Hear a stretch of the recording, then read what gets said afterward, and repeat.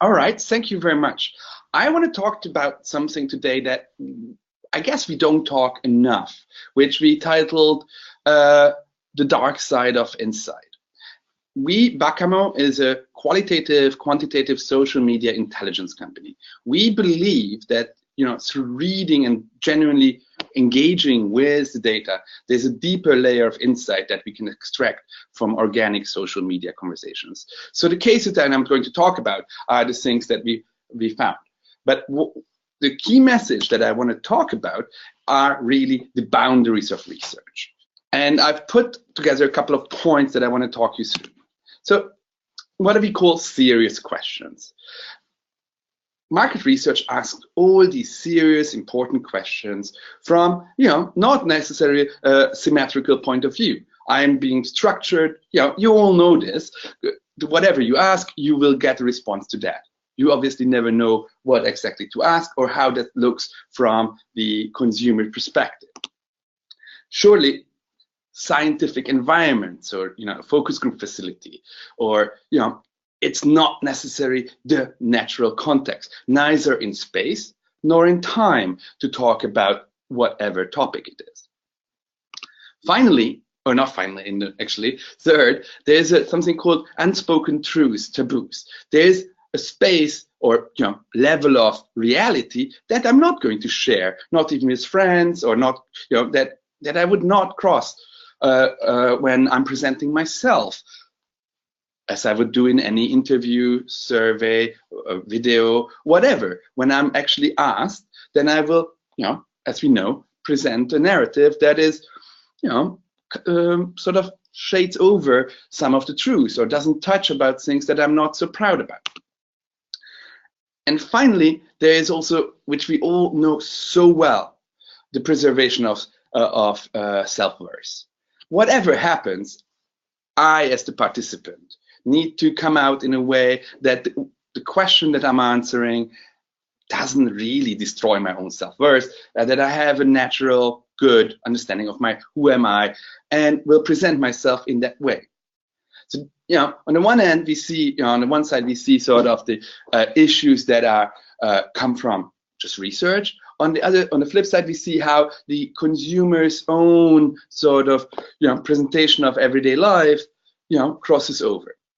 Now, there is a lot of stuff that consumers do that isn't pretty, that is, or not pretty or proper, or doesn't necessarily correspond with, expectations of normacy. Now, I obviously don't want to make any judgments, but instead want to show you a couple of cases where we see that this type of, that there's a dark side, that there is something that people wouldn't be talking about.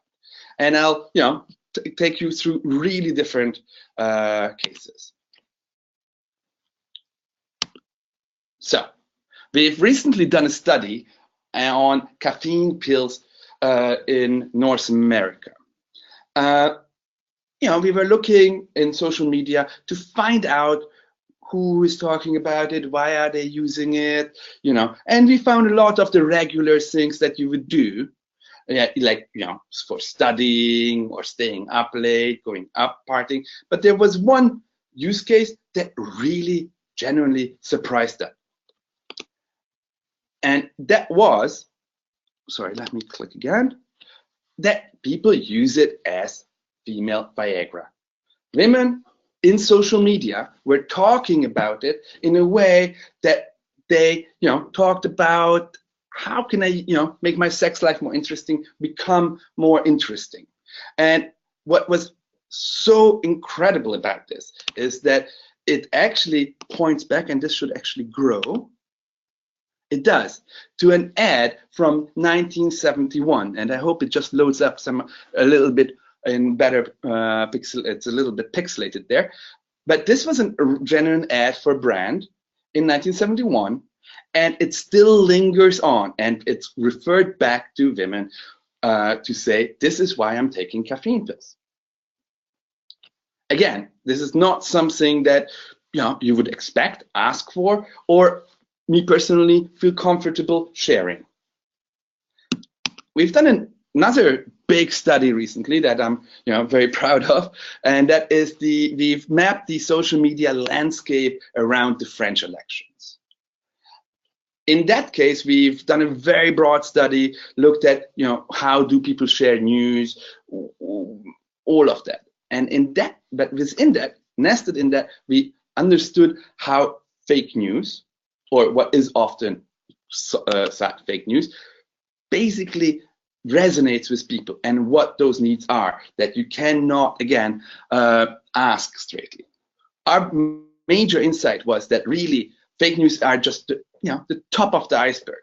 Underneath, there's this massive counter narrative. It's a reframe narrative against the elites, which then again is fueled by the needs that, the frustration, the greed, the anger, the disillusionment, basically the big global trends that we are witnessing in one major election after the other. So within that space, we found that actually a lot of the underlying triggers in French, or behind conversations that aren't pretty, that you wouldn't really want to listen to, are simple everyday triggers, such as I can't buy a bloody baguette somewhere around near my house. It's all pita. Now, there's obviously layers of Islamophobia on that, lots of different things. But actually, what was really interesting to see that underneath all of that big construct of fake news and anger, there are very simple, everyday life triggers that frustrate people. Going to my next example, we were recently looking at the space of synthetic diamonds. And we looked at how that plays into real love, especially around engagement rings. What we found there was a very surprising, almost entertaining type of struggle, where especially women who received this synthetic diamond were struggling to determine if it's okay or if it's really not the right representation of eternal love. This space was really provide lots of insight to understand the entire space and understand how these women feel about receiving a synthetic diamond.